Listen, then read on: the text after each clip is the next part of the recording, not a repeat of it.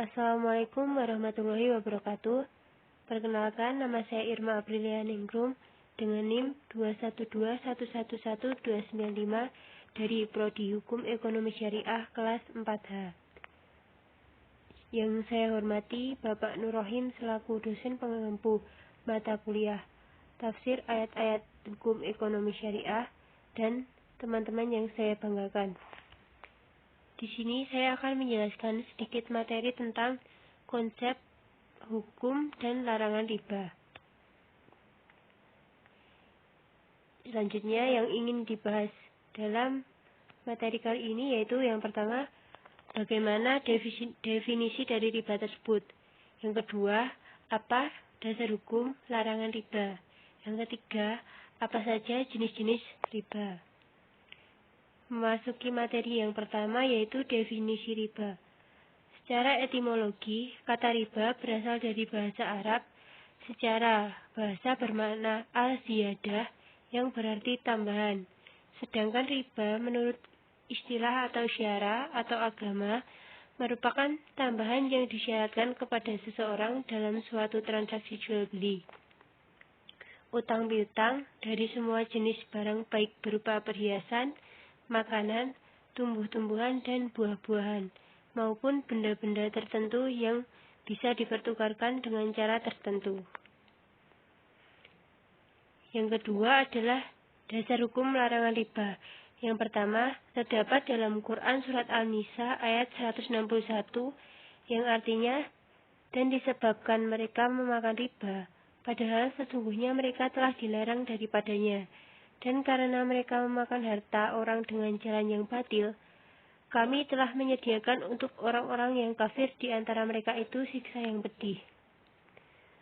Tafsir dari surat di atas yaitu, ayat tersebut turun di Madinah sebagai pelajaran yang mengisahkan tentang perilaku orang-orang Yahudi yang dilarang memakan riba, tetapi justru mereka memakannya, bahkan menghalalkannya. Lantaran itu, mereka mendapatkan laknat dari Allah Subhanahu wa Ta'ala.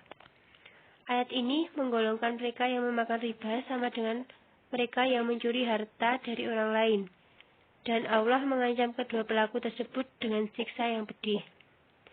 Dasar hukum yang kedua yaitu terdapat dalam Quran Surat Al-Baqarah ayat 279, yang artinya, jika kamu tidak melaksanakannya, ketahuilah akan terjadi perang dahsyat dari Allah dan Rasul-Nya.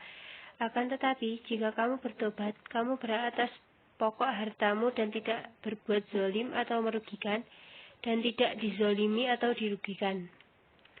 Tafsirnya adalah, jika kamu tiada mengerjakannya atau jika kamu tiada meninggalkannya, maka ketahuilah bahwa kamu diperangi atau dimarahi Allah dan Rasul-Nya. Dan jika kamu bertaubat dari memakan riba, maka bagimu pokok-pokok hartamu, tiada boleh kamu menganiaya dan dianiaya. Dasar hukum yang ketiga yaitu terdapat dalam Quran Surat Ar-Rum ayat 39, yang artinya, dan suatu riba atau tambahan yang kamu berikan agar harta manusia bertambah, maka tidak bertambah dalam pandangan Allah. Dan apa yang kamu berikan berupa zakat yang kamu maksud untuk memperoleh keridhaan Allah, maka itulah orang-orang yang melipat gandakan. Dan riba yang telah kamu kerjakan agar dapat menambah harta manusia, maka hal itu tidak bertambah di sisi Allah. Tafsirnya adalah, orang yang memberi satu hadiah dengan maksud supaya dibalas dengan yang lebih banyak dari apa yang dia berikan, atau dengan pemberian hadiah itu dia akan dapat menarik suatu keuntungan yang lebih besar. Dan atas hadiah yang dia berikan itu terdapat pahala di sisi Allah. Yang ketiga yaitu jenis-jenis riba. Yang pertama, riba fadil adalah kegiatan transaksi jual beli atau pertukaran barang dengan jumlah atau takaran yang berbeda. Yang kedua yaitu riba nasi'ah, adalah hasil transaksi jual beli dan penukaran barang yang menghasilkan kelebihan dengan jangka waktu tertentu. Yang ketiga, ribayat, merupakan hasil transaksi atau penukaran barang yang menghasilkan riba atau non-ribawi. Namun, serah terima barang yang dilibatkan dalam transaksi mengalami penundaan waktu. Yang keempat, riba hard merupakan jenis riba yang berupa tambahan nilai dari pengembalian pokok utang dengan persyaratan dari pemberi utang. Yang kelima yaitu riba jahiliyah, juga merupakan tambahan atau kelebihan yang dikenakan atas nominal pelunasan utang yang sudah melebihi pokok jumlah pinjaman.